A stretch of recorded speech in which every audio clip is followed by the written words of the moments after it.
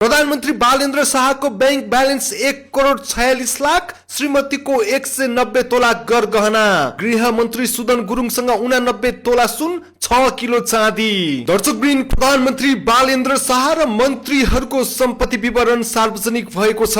भर्खरै मात्र प्रधानमन्त्री तथा मन्त्री परिषद कार्यालयले प्रधानमन्त्री बालेन्द्र शाह सहित मन्त्रीहरूको सम्पत्ति विवरण सार्वजनिक गरेको हो। सार्वजनिक गरिएको सम्पत्ति विवरणमा प्रधानमन्त्री बालेन्द्र शाहले आफ्नो बैंक ब्यालेन्स 1,46,00,000 रुपियाँ रहेको खुलाएका छन्। उनले आफ्नो सम्पत्तिको स्रोत सामाजिक सञ्जाललाई मानेका छन्। उनले फेसबुकमा 40 लाख, युट्युबमा 12 लाख, एक्समा 5 लाख फलोअर्स रहेको पनि जानकारी गराएका छन्। सार्वजनिक भएको विवरण अनुसार प्रधानमन्त्री शाहकी पत्नी सबिना काफ्लेको नाममा 190 तोला गरगहना रहेको उल्लेख छ।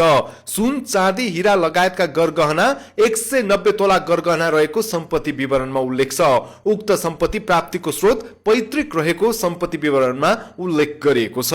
गृह मन्त्री सुदन गुरुङसँग 89 तोला सुन र 6 किलो चाँदी रहेको सार्वजनिक गरिएको छ। साथै गुरुङको नाममा 19 रोपनी 15 आना जग्गा रहेको पाइएको छ। आइतबार सार्वजनिक सम्पत्ति विवरण अनुसार गुरुङको नाममा धनकुटामा 19 रोपनी 15 आना जग्गा रहेको उल्लेख छ।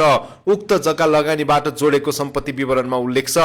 गृहमन्त्री गुरुङको पिता दिलबहादुर गुरुङको नाममा चितवनको भरतपुर 18 गुन्जन नगरमा 30 कट्ठा र बाजे रामसल गुरुङको बाँडफाँट नभएको नाममा गोर्खाको चुन्नुबीमा 221 रोपनी जग्गा रहेको उल्लेख छ।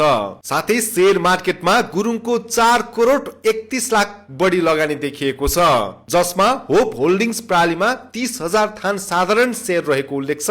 उक्त शेयरको मूल्य 30 लाख रहेको सम्पत्ति विवरणमा उल्लेख छ।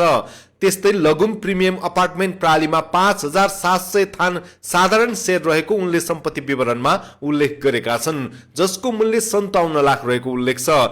त्यस्तै सबैभन्दा बढी लगानी धितो पत्र बजारमा कारोबार हुने शेयरहरूमा भएको उनले एकमुष्ट उल्लेख गरेका छन्।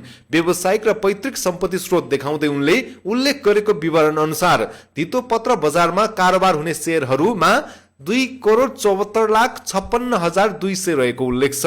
एडभेन्चर भिल्ला प्रणालीमा पनि उनले आफ्नो शेयर रहेको उल्लेख गरेका छन्, जहाँ 70,000 थान शेयर रहेको र त्यसको मूल्य 70 लाख हुन आउने उनले सम्पत्ति विवरणमा उल्लेख गरेका छन्। यता अर्थमन्त्री डाक्टर स्वर्णिम वाग्लेले 4 वटा घर अपार्टमेन्ट रहेको खुलाएका छन्। सार्वजनिक सम्पत्ति विवरणमा उनको ललितपुरको सानेपामा अपार्टमेन्ट 2 करोडको, ललितपुरमा 5 करोडको, काभ्रेमा अपार्टमेन्ट 3 करोड 75 लाख, तनहुमा 2 करोडको घर रहेको उल्लेख गरेका छन्। उनले यसको स्रोत अन्तर्राष्ट्रिय रोजगारी, निजी निवास बिक्री, बैंक ऋण तथा व्यक्तिगत सापट्टि उल्लेख गरेका छन्। उनको बैंक ब्यालेन्स 1 करोड 90 लाख रुपियाँ रहेको विवरणमा उल्लेख छ।